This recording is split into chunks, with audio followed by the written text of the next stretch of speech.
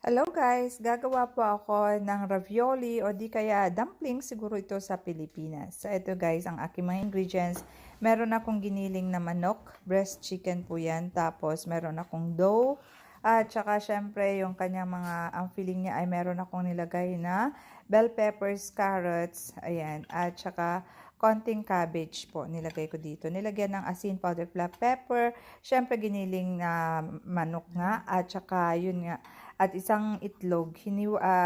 Hinalo-halo natin ito at saka ito nga yung ating dough. Nilagyan natin ng tubig konti sa gilid at saka yun na guys. Ini-fold na natin. Ito ang kanyang forma.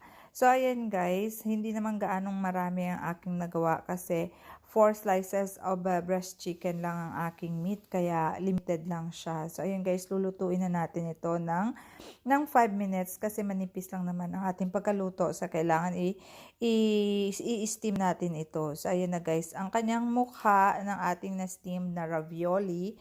O, ayan guys. Masarap siya as in, mas maganda talaga pag homemade. Pwede mo siyang lagyan ng arugula salad, ayan, or any kind of salad po. Masarap siya.